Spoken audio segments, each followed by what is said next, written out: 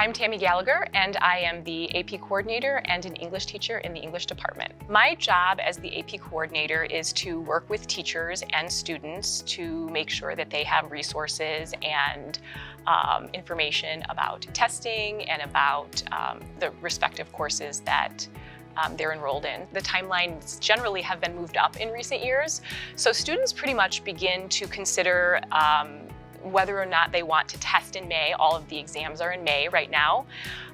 As soon as they're basically begin their class, most classes are year-long classes. So students begin in August and they get right into the material. Obviously, teachers are very excited to dig right in, and they begin to consider whether or not they want to register for tests in October. So we kind of have a big month in October where students make the decision. They pay for the exam. They're committed pretty much. The College Board is a huge advocate of deciding early. Their research has demonstrated that when students make that commitment earlier as opposed to later, they are, they're resolved. They work harder. They're, they definitely feel that they're invested. So we've seen increased numbers. Students generally in the fall feel pretty confident. The vast majority of students opt to test. So that's a huge thing in the fall to ensure that students are making those decisions and hitting those timelines. I've had many conversations with families and counselors about course selection, and it's always a very important issue for families, either because they're very ambitious and they want to take as many opportunities as possible and embrace those opportunities. They don't want to miss out, and also because of reservations regarding being overwhelmed or having anxiety about the rigor of the coursework. Overall, we like to emphasize that there's no real right or wrong answer. It is about the individual and their needs and their desires, and sometimes that's dependent upon their strengths and their interests. We offer so many AP courses here. We offer, I think, 25 different courses, and each course has its own set of skills and curriculum. All of them are tantamount to specific college-level classes.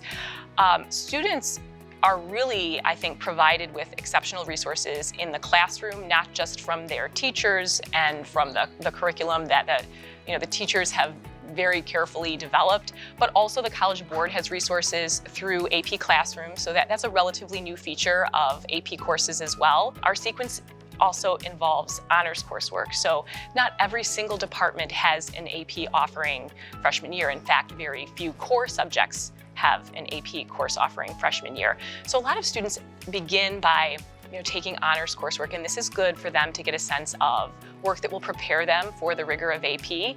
And then what we see is students want to sort of take those classes as soon as they're offered sophomore year or junior year. And then by senior year, a lot of students have begun to sort of get a sense of the kind of work for each discipline.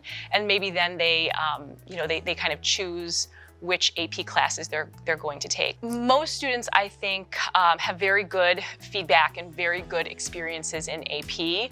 Again, in this very kind of fast-paced world that we live in, I think the thing that we try to focus on is diminishing the focus on what is my grade right now? What is my grade on this particular assignment? It's very easy for an ambitious, conscientious student to become overwhelmed in a moment, to say, oh, I didn't do as well on this as I wanted to. Sometimes I see that with my own children, but the big picture is that is sometimes good because it shows you what you're going to be able to improve on and what you want to improve on.